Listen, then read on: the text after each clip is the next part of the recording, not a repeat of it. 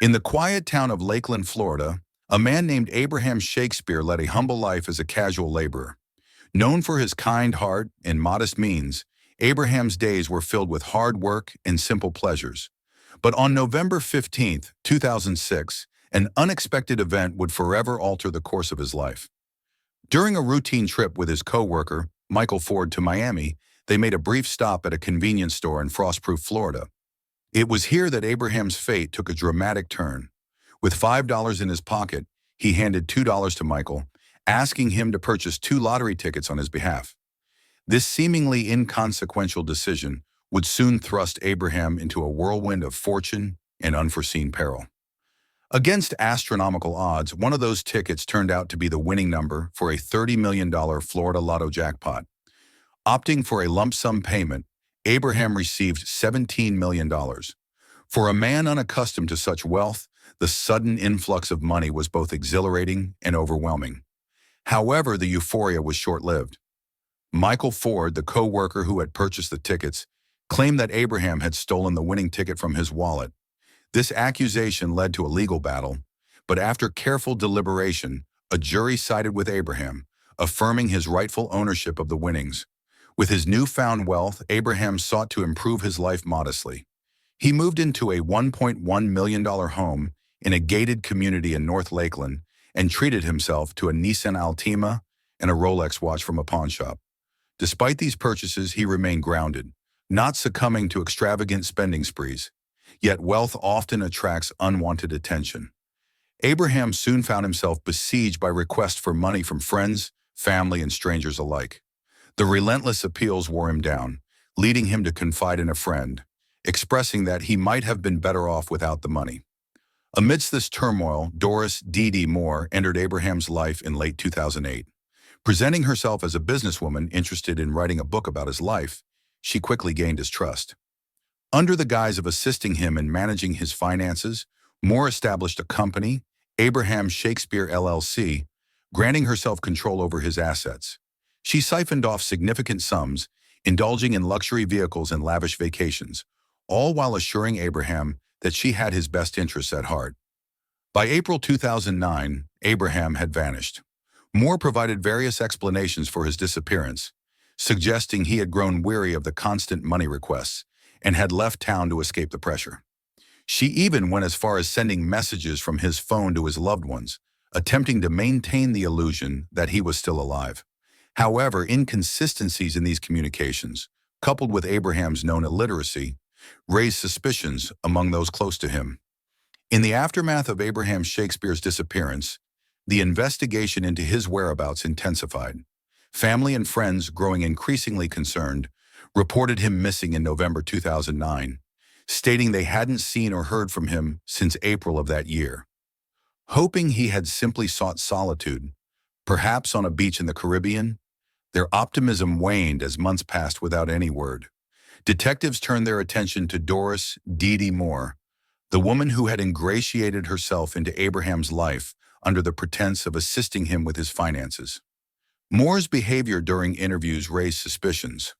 She provided inconsistent accounts of Abraham's whereabouts, at times suggesting he was avoiding those pestering him for money, and at other times implying he was ill or had left the country. Her narratives lacked credibility, especially when juxtaposed with the fact that Abraham was functionally illiterate, making the text messages purportedly from him highly suspect. The breakthrough came when a tip led investigators to a property Moore had purchased. On January 26, 2010, beneath a freshly poured concrete slab in the backyard, authorities unearthed Abraham's body. He had been shot twice in the chest. The discovery was a grim confirmation of the family's worst fears. Confronted with mounting evidence, Moore's explanations became increasingly erratic. She attempted to implicate others, including drug dealers and even her own teenage son. Investigators, however, uncovered a trail of deceit and manipulation. Moore had gone to great lengths to create the illusion that Abraham was still alive, including hiring individuals to send messages from his phone and attempting to bribe others to take the blame for his murder. The tragic end of Abraham Shakespeare serves as a stark reminder of the perils that sudden wealth can bring and the predators who lurk, ready to exploit the vulnerable. His story underscores the importance of vigilance and the often overlooked challenges that accompany unexpected fortune. In late 2008, as Abraham Shakespeare grappled with the overwhelming demands of newfound wealth, Doris Dee Moore entered his life under the pretense of assisting him. Moore, with a history of fraudulent activities, including a 2001 conviction for insurance fraud and falsely reporting a crime, presented herself as a businesswoman eager to document Shakespeare's life story. She proposed writing a book about how people were taking advantage of him, positioning herself as a trustworthy confidant. Gaining Shakespeare's trust, Moore established Abraham Shakespeare LLC, a company ostensibly created to manage his finances. However, she granted herself sole control over the firm's funds. Moore began siphoning money from Shakespeare's accounts, purchasing luxury vehicles such as a Hummer and a Chevrolet Corvette, and indulging in lavish vacations. She later claimed these expenditures were gifts from Shakespeare, assertions that lacked credible evidence. Friends and family grew increasingly alarmed as Moore's influence over Shakespeare deepened. They observed her extravagant spending and the rapid depletion of his assets. Despite their concerns, Moore maintained a facade of benevolence, convincing Shakespeare that she was safeguarding his interests. Unbeknownst to him, she was systematically, as concerns grew, Moore's actions became increasingly desperate. She offered substantial sums of money to individuals willing to lie about having seen Shakespeare recently.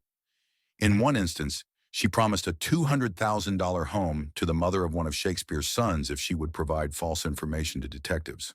Additionally, Moore paid $5,000 to a relative of Shakespeare to deliver a birthday card to his mother, implying it was from him. The location was not a random guess.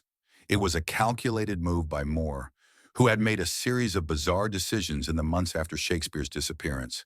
Desperation can make people do strange things, and Moore's odd behavior had caught the attention of more than just her close circle. It was now under scrutiny by the law. But there was more to the story than a misplaced assumption. Moore had been the last person to see Shakespeare. In fact, she claimed to have met with him just days before he vanished. Her numerous contradictions in the aftermath of his disappearance, each new explanation more extravagant than the last, had piqued the curiosity of the authorities. First, she said he had grown tired of people asking for money and had decided to disappear. Then she spun a tale of him retreating to various places: Texas, Puerto Rico, even an unnamed hospital. The police immediately set their sights on Dee Moore. How could a woman who had presented herself as a concerned friend, a financial advisor, possibly be involved in the murder of the very man she had supposedly cared for? At first, Moore denied any involvement. She blamed drug dealers, claiming that they had come after Shakespeare because of his newfound wealth. She pointed fingers at lawyers, suggesting they might have had a hand in orchestrating his demise. In one of her more bizarre statements, she even blamed her own son, suggesting that he had acted in some way that led to Shakespeare's death. Each excuse seemed more far-fetched than the last. The deeper the investigation went, the clearer it became that Moore's stories were not just inconsistent, they were calculated attempts to deflect suspicion. But in a case like this, truth has a way of unraveling itself. As Moore's web of lies began to disintegrate, the authorities zeroed in on her every move. The once trusted confidant of Abraham Shakespeare had now become the prime suspect in his murder. The mounting evidence pointed to a carefully planned crime. With the discovery of Shakespeare's body, Moore's claims of an innocent disappearance fell apart completely. What had once been a disappearance into the unknown was now a murder with a specific victim and a likely killer. Detectives found that Moore had even gone so far as to send fraudulent text messages from Shakespeare's phone in an attempt to convince his family that he was still alive. But those efforts were doomed from the start. Shakespeare had been illiterate. The texts, replete with incorrect grammar and misspellings, didn't resemble anything Shakespeare would have sent. His family, seeing the inconsistencies, grew even more suspicious of Moore. The case, once wrapped in confusion and uncertainty, had now turned into an undeniable tragedy. What had started as a financial advisory relationship between Moore and Shakespeare had devolved into a saga of greed, lies, and ultimately murder. Abraham Shakespeare, once a symbol of the American dream, a man who had won millions but found himself trapped by others' expectations and his own desires, was dead. And the woman who had surrounded herself with lies, hoping they would keep her secret safe, had underestimated the truth. In the wake of Abraham Shakespeare's tragic demise, the authorities embarked on a relentless quest for truth. The discovery of his body beneath the concrete slab was merely the beginning. The question that loomed large was, who could have orchestrated such a heinous act? The investigation revealed a tapestry of deceit woven by Doris D.D. Moore. She had insinuated herself into Shakespeare's life under the pretense of writing a book about his rags-to-riches story. However, her true intentions were far more sinister. She had become his financial advisor, gaining access to his dwindling fortune. Records indicated that Moore had withdrawn substantial sums from Shakespeare's accounts, funding lavish purchases, a $70,000 Corvette for her boyfriend, a $30,000 truck for herself, and other luxury items. Greg Smith, a confidant of Shakespeare, became an unwitting pawn in Moore's elaborate scheme. In December 2009, Moore enlisted Smith to make a phone call to Shakespeare's mother, pretending to be her son. Smith, suspicious of Moore's motives, agreed to cooperate with law enforcement, setting the stage for a covert operation. Equipped with a hidden recorder, Smith met with Moore in January 2010. During their conversation, Moore's facade began to crumble. She confessed to the murder, revealing chilling details of the crime. She admitted to shooting Shakespeare twice in the chest and burying his body under the concrete slab in her backyard. The trial of Doris D.D. Moore commenced in December 2012. The prosecution presented a compelling case, highlighting Moore's financial manipulations, her fraudulent activities, and the damning confession captured by Smith. The jury deliberated for over 3 hours before returning a unanimous verdict: guilty of first-degree murder. Judge Emmett Battles, presiding over the case, did not mince words. He described Moore as the most manipulative person he had ever encountered, labeling her actions as cold, calculating, and cruel. He sentenced her to life in prison without the possibility of parole, ensuring that she would never again prey upon the vulnerable. Despite the overwhelming evidence in the jury's verdict, Moore maintained her innocence. She appealed the conviction, but her efforts were in vain. In 2015 and again in 2019, Florida appeals courts upheld her conviction, describing her claims as confusing, conclusory, and vague. For the family and friends of Abraham Shakespeare, the trial and conviction of Doris Moore brought a semblance of closure. Yet the loss of a man who had once been a symbol of hope and prosperity was a wound that would never fully heal. His story serves as a poignant reminder of the perils that can accompany sudden wealth and the depths to which some will sink to exploit it. The tale of Abraham Shakespeare and Doris D.D. Moore is a tragic narrative of trust betrayed and a life extinguished. It underscores the darkness that can lurk behind the allure of fortune and the lengths to which some will go to claim it. In the years following her conviction, Doris D.D. Moore's life behind bars was marked by a relentless pursuit of exoneration. Convicted in 2012 for the murder of Abraham Shakespeare, Moore's appeals were a testament to her unwavering belief in her innocence. Doris D.D. Moore was sentenced to life in prison without parole in December 2012. In 2021, Moore submitted a handwritten letter to the court expressing remorse for the pain she had caused Abraham Shakespeare's family and the prosecutor. However, she vehemently denied being the true killer, instead implicating key witness Greg Smith. Smith had played a pivotal role in her conviction by secretly recording Moore's confession to the crime. In a 2023 court hearing, Moore appeared before the judge, tears streaming down her face. She claimed that DNA evidence, which she alleged was ignored during her trial, could prove her innocence. She pointed to DNA found on a carpet, suggesting it was not hers, but that of the real perpetrator. The prosecution remained steadfast, countering Moore's claims with unwavering resolve. They asserted that the DNA evidence Moore referenced was neither new nor exculpatory. Furthermore, they emphasized that Moore's conviction was based on a wealth of evidence, including her own recorded confession, which left no room for doubt regarding her guilt.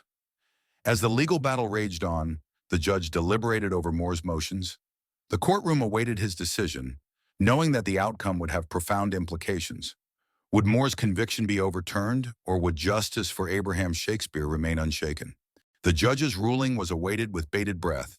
The legal community, the families involved, and the public at large all stood on the precipice, anticipating the next chapter in this harrowing saga. Abraham Shakespeare's story is not just about the luck of winning millions in the lottery. It's about the way sudden wealth can bring out the best and worst in people.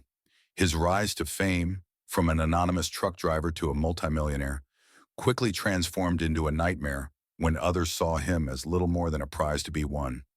In his short life after that momentous win, he found himself surrounded by people who didn't care about him, only about his money. Most notably, Doris D.D. Moore. Moore didn't just enter his life as a business associate or friend. She wove herself into the fabric of his financial world, becoming a trusted figure. But beneath her acts of kindness was a web of manipulation, ultimately leading to a tragic betrayal. When Moore killed Abraham Shakespeare, she did not just end a life. She destroyed a family, shattered a community's trust, and tainted the very idea of what fortune can bring. The trial was filled with undeniable evidence. Moore's own words, recorded secretly by her accomplice Greg Smith, sealed her fate. The confession was clear. She had murdered Shakespeare. But even with this damning proof, she continued to weave stories, attempting to cast blame on others, even accusing Greg Smith himself of being the mastermind. But the facts were there. Her defense team claimed her legal counsel was ineffective, pushing for a retrial in 2024. They argued that there was new evidence to support Moore's innocence, DNA found on a carpet that wasn't hers. Yet these claims were easily dismissed. The prosecution countered that Moore's attempts to paint others as the culprits were nothing more than desperate acts by a woman unwilling to face the consequences of her own actions. In the court of law, the evidence was overwhelming, but Moore's persistence has kept her in the public eye. In 2024, as she cried in court, claiming the new DNA evidence could prove her innocence, it became clear that she would never let go of the hope that something, anything, could alter her fate. The judge, however, remained unmoved, aware of the many layers of deception Moore had wrapped herself in. No matter how many times she tried to reshape the story, the truth had already been revealed. The aftermath of Abraham Shakespeare's murder left a permanent mark on those who loved him. His mother, his friends, his children, all left with the pain of a man who had so much promise taken away by someone he had trusted. The moral of this tragic story is simple, yet haunting. Greed, whether in the form of a manipulative individual or a momentary lapse of judgment, can push people to make decisions that are irreversible. It doesn't matter if that greed is driven by the lust for power, wealth, or control. What happened to Abraham Shakespeare reminds us of just how far some people will go when their desires overpower their conscience. Greed turned a man's dream into a nightmare, and no amount of money, no matter how much, could undo the damage caused. We must always remember that at the core, it is not the wealth itself that causes tragedy. It is the choices we make and the lengths we go to secure it. It is a reminder to all of us. Be cautious of whom you trust, and always remember that the cost of someone else's greed may be far greater than what you're willing to pay. So as we reflect on this harrowing case, we leave you with a question. Do you believe D.D. Moore is guilty? Or do you think there's more to this story than what has been revealed so far? Was the justice served, or is there still more hidden beneath the surface? What is your take on this complex and tragic series of events? Thank you for joining us in this deep dive into the murder of Abraham Shakespeare. This story serves as a chilling reminder of how greed can destroy lives. If you found this tale both shocking and compelling, please like, comment, and subscribe for more true crime stories. We'll continue bringing you the stories that challenge our understanding of justice, morality, and the human spirit.